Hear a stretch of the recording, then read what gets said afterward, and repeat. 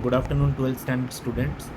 So lecture number 3 mechanical properties of fluids के साथ ये वीडियो शुरू करते हैं. So we are going to learn over here that is called as hydrostatic paradox.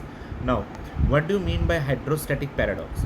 See, hydro means water and paradox means जो भी अब तक हमने पढ़ा उसका कोई ना कोई उल्टा फेलियर अभी आने वाला है.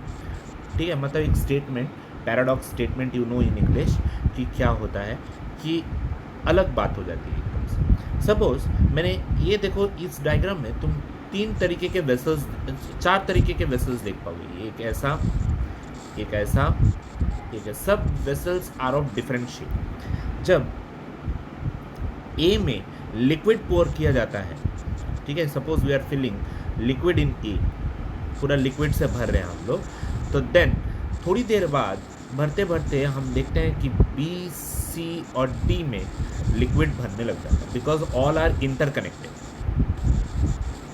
करेक्ट. एंड अगर तुम देखोगे तो इसका सरफेस एरिया, बी का सरफेस एरिया ज़्यादा है, सरफेस एरिया इसका ज़्यादा है, और सी का सरफेस एरिया कम. ठीक है, तो प्रेशर लिक्विड का इसका ज़्यादा होना चाहिए था क्योंकि सरफेस एरिया कम है तो प्रेशर ज़्यादा. बी इसका ज़्यादा है तो प्रेशर कम. लेकिन ऐसा कुछ भी नहीं होता. ठीक है, कोई ऐसा पॉइंट ही नहीं आता वेसल के टाइम पर. मतलब पानी के नीचे का सरफेस एरिया, ठीक है, ये जो सरफेस एरिया बी, सी, डी और ए वेसल का, नीचे का सतह पानी के प्रेशर को डिटरमाइन नहीं करता. ये सबसे बड़ा हाइड्रोस्टैटिक पैराडॉक्स है. वापिस बता रहा हूँ, समझो बी का वेसल ये है, सी का वेसल ये है. ठीक है, इसका सरफेस एरिया देखो कम है, इसका सरफेस एरिया ज़्यादा है. तो सरफेस एरिया अगर ज़्यादा है तो प्रेशर क्या होना चाहिए था? कम होना है. अगर सरफेस एरिया कम है तो प्रेशर क्या होना है? ज़्यादा होना है. ये रूल है. लेकिन हाइड्रोस्टैटिक पानी के केस में ये चीज़ एक बड़ा फेलियर है. ऐसा कुछ भी नहीं होता. It only depends on the height of the liquid. Means ये पूरा प्रेशर किसके ऊपर डिपेंड करता है? Height of liquid. ठीक है, कि लिक्विड कितने हाइट तक भरा गया उसके ऊपर ये डिपेंड करेगा कि पानी का प्रेशर कहाँ जाएगा और क्या जाएगा. क्लियर हाइड्रोस्टैटिक पैराडॉक्स के बारे में. तो हम हाइड्रोस्टैटिक पैराडॉक्स के बारे में आगे थोड़ा सा पढ़ते हैं कि हाइड्रोस्टैटिक पैराडॉक्स है क्या आखिरकार. ठीक है, ये सरफेस एरिया तुमने कम देखा. अब देखो ध्यान से कि मैं इस चीज़ को कैसे एक्सप्लेन करता हूँ. ठीक है, देखो, तो कोई भी वेसल हो, समझो मैंने एक बाल्टी ले लिया ऐसा और इसमें पानी भरा,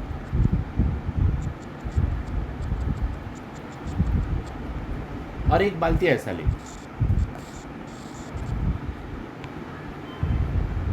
ठीक है, और एक ऐसा ले लिया.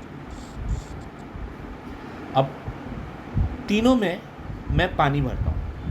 ये वाटर सपोज भर रहा हूँ.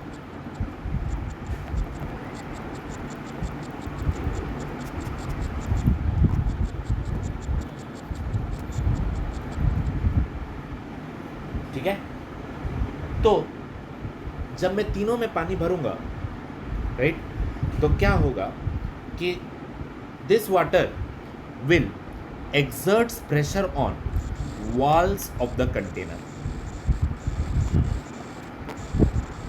मतलब कहाँ पर प्रेशर एक्सर्ट करेगा?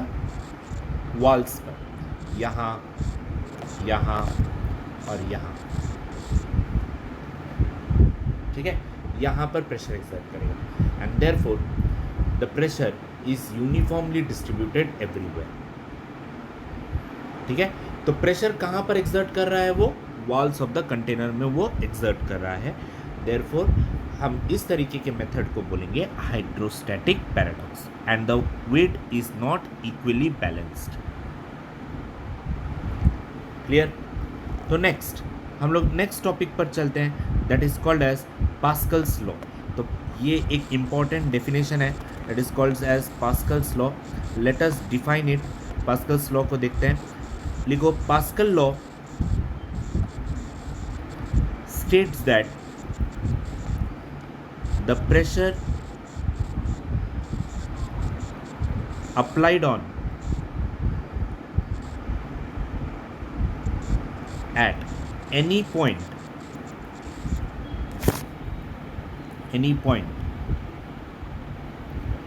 on an enclosed fluid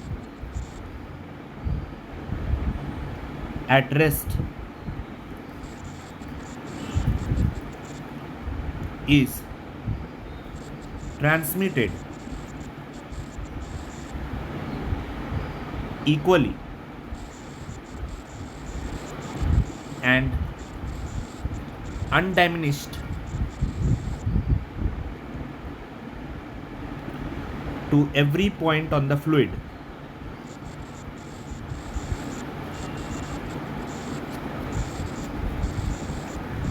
Every point on the fluid, and also on the walls of the container,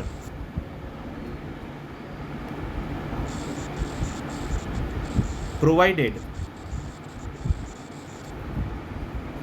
the effect of gravity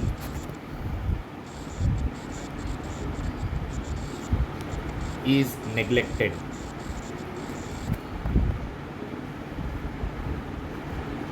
ठीक है, तो इन केस अगर इफेक्ट ऑफ ग्रेविटी नेग्लेक्ट हो रही है, ठीक है, पास्कल लॉ क्या बोल रहा है कि अगर किसी भी कंटेनर के अंदर अगर पानी भरा हुआ है और उसके किसी भी पॉइंट पे हम प्रेशर अप्लाई करते हैं, तो ये पार्टिकल उसके बाजू वाले पार्टिकल को प्रेशर देगा, ये पार्टिकल उसके बाजू वाले पार्टिकल को प्रेशर देगा, साइमल्टेनियसली ये पार्टिकल बाजू वाले को पार्टिकल को प्रेशर देगा, और इस तरीके से particles walls of the container पे प्रेशर देंगे अगर हम ग्रेविटी को नेग्लेक्ट करें तो।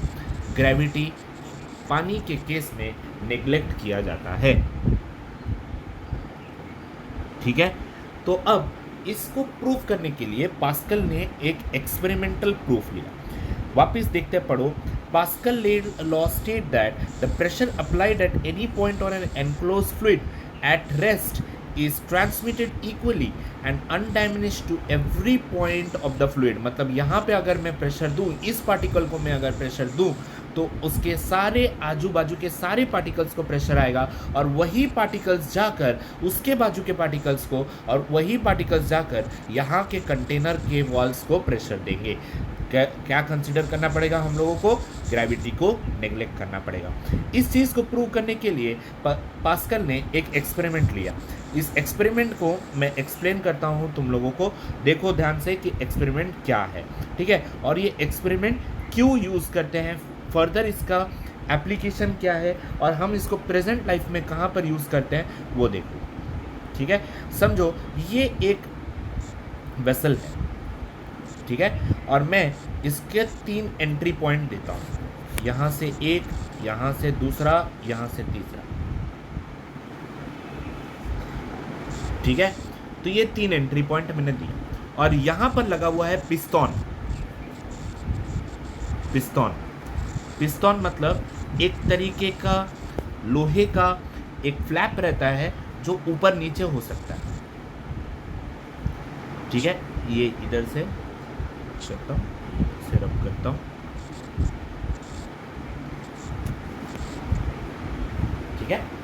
अब मैं इस पिस्तौन, ये पूरे टैंक को पानी से भर देता हूँ। सपोज ये पूरे टैंक के अंदर वाटर है, ठीक है, फुल ऑफ वाटर, ठीक है।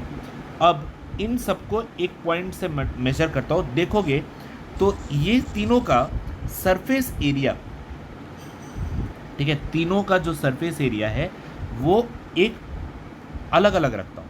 समझो ये सरफेस एरिया है A, इसका डबल है, ये इसका डबल है 2A, और ये हाफ है A/2, मतलब ये A है तो ये इसका डबल है, मतलब ये बड़ा है, पाइप बड़ा है बहुत, ठीक है। डायग्राम से नहीं लगेगा लेकिन मैं बता रहा हूँ तुम लोगों को।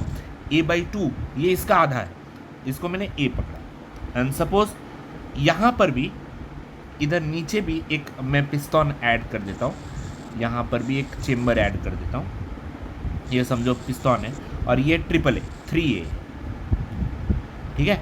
और ये पॉइंट मार्क करता हूँ मैं C, ये मार्क करता हूँ A, ये मार्क करता हूँ B, और ये मार्क करता हूँ D।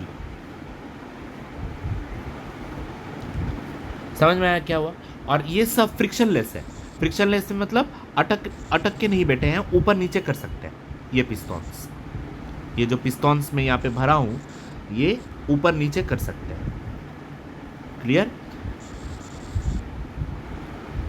आगे पीछे। तो अब मैं क्या करता हूँ, ठीक है, अब जब भी मैं A पे प्रेशर डालूंगा, यहां से फोर्स डालूंगा F1, तो B, C और D तीनों है ना बाहर की तरफ निकलेंगे। यहां से भी ये इधर आएगा, ऑफ कोर्स प्रेशर गिरा ना, पानी का प्रेशर है, ये इधर से बाहर निकलेगा और ये इधर से बाहर निकलेगा। अब रूल के मुताबिक क्या था कि भाई मैं प्रेशर दिया तो यहाँ से निकलना चाहिए था C से, लेकिन B और D से क्यों निकला? क्योंकि हमने लिक्विड के ऊपर जब प्रेशर लगाया तो सारे पार्टिकल्स को प्रेशर गिरा, और सारे पार्टिकल्स को प्रेशर जब गिरा तो सब ने अपना अपना प्रेशर वॉल्स पे लगाया और वो मूव किया। ठीक है, अब इसमें भी मूव में भी एक फर्क आएगा। ठीक है, अब देखो कि क्या है वो फर्क, क्या है, कितना प्रेशर अप्लाई हुआ। ठीक है, सब जगह। अब ध्यान से देखो, प्रेशर इक्वल्स टू, हमें क्या फॉर्मूला पता है, फोर्स अपॉन एरिया, राइट। तो मैंने ए पे प्रेशर लगाया, तो एट पॉइंट बी, ठीक है, एट पॉइंट बी क्या हो जाएगा, प्रेशर इक्वल्स टू, ये क्या है, यहां पे लगाया तो ये डबल है, बराबर, और फोर्स भी डबल हो जाएगा, 2F/2A कैंसिल हो गया, तो क्या बनेगा, F/A, बराबर, क्योंकि ये इसका डबल है, एरिया डबल है तो फोर्स भी डबल, क्योंकि ज्यादा पानी इसके ऊपर प्रेशर लगाएगा, करेक्ट। एट पॉइंट सी में देखते हैं, यहां देखो ये C है, ये ट्रिपल है, ट्रिपल एरिया है, तो प्रेशर इक्वल्स टू क्या फॉर्मूला है, फोर्स अपॉन एरिया, तो यहां पे क्या बनेगा, 3F/3A, 3 कैंसिल, फिर से F अपॉन A। और उसी तरीके से at point D pressure at D equals to force upon, अभी यहाँ पे आधा हो जाएगा क्योंकि एरिया भी आधा है, F/2 हो जाएगा, A/2 है क्योंकि एरिया कम है, तो 2 cancel, pressure at D equals to force upon area. फिर से तो सब जगह देखोगे point, every point PB equals to PC equals to PD, correct. तो this is all pistons are transmitted equally, मतलब ये जितना डिस्प्लेस करेगा ये भी उतना ही डिस्प्लेस करेगा, ये भी उतना ही डिस्प्लेस करेगा।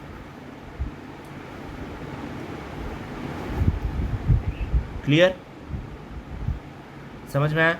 This is how the pascal has experimented, और उसने इस चीज को बहुत बेहतर तरीके से एक्सप्लेन किया। ठीक है, कि किस तरीके से लिक्विड अपने प्रेशर्स को सारे जगह पर इक्वली ट्रांसमिट करता है। क्लियर, समझ में आया? आई होप तुम लोगों को इस लेक्चर में इतना समझ में आया। अब हम लोग इसी पास्कल लॉ के एप्लीकेशंस पर जाएंगे। एप्लीकेशन ऑफ पास्कल्स लॉ, मतलब ये पास्कल्स लॉ कहाँ कहाँ पर यूज होता है। ठीक है, देखो, फर्स्ट वन है हाइड्रोलिक लिफ्ट, सेकंड है हाइड्रोलिक ब्रेक, ठीक है, सेकंड वन।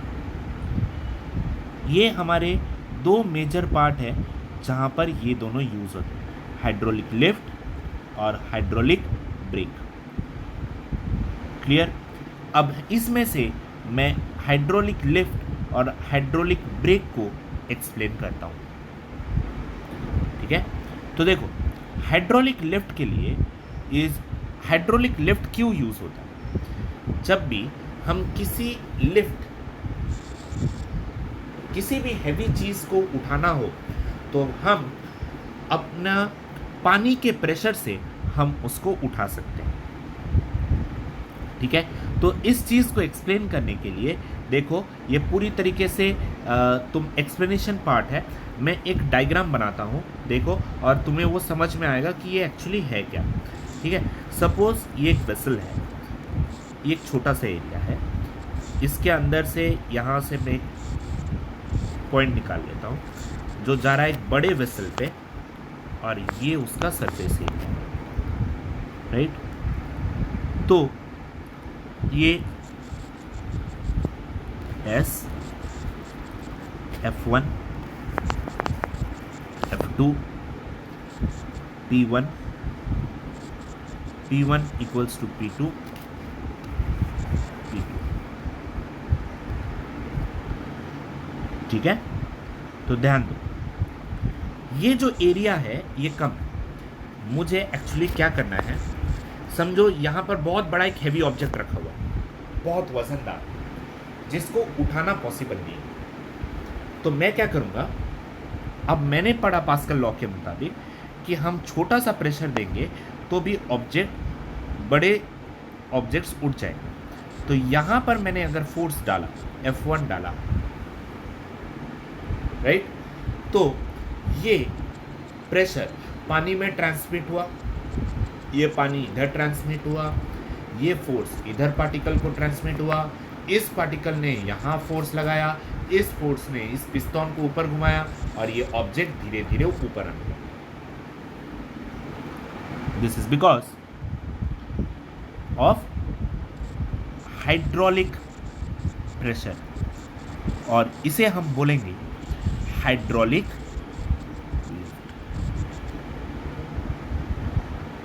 बराबर, समझ रहे हो कैसे हुआ? तो ये प्रेशर या इस पिस्टन पे लगाया हुआ निचला प्रेशर इस पिस्टन को उठाने के लिए मदद कर रहा है। एरिया कम है, ठीक है, फोर्स कम लगेगा, लेकिन यहाँ पर देखो एरिया ज़्यादा है, बाकी सारे पार्टिकल्स ने यहाँ पर कंट्रीब्यूट करके फोर्स ज़्यादा करके उस ऑब्जेक्ट को उठाने के लिए मदद किया। बराबर, तो देयरफॉर इस चीज को अगर हम लोग कैलकुलेट करें, ठीक है, तो हमें एक फॉर्मूला मिलता है। क्या मिलता है देखो, what we know, force equals to pressure into area. Pressure equals to force by area, तो force equals to pressure into area. तो F1 equals to P into A1, equation number 1। F2 equals to P into A2, equation number 2। Suppose ये force 1 और ये force 2 है, pressure तो same है, it is equally distributed, इसलिए P1 और P2 नहीं मार्क किया। तो डिवाइड 2 by 1, तो F2 by F1 equals to PA2 by PA1, PP cancel, तो therefore F2 equals to F1 into A2 by A1।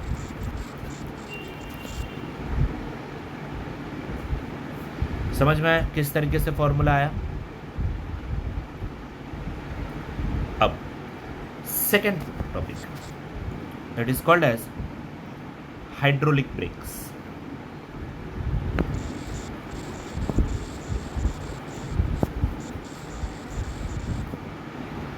Okay, तो ये हाइड्रोलिक ब्रेक्स का मेन काम क्या है? अगर तुम देखोगे तो ट्रेन,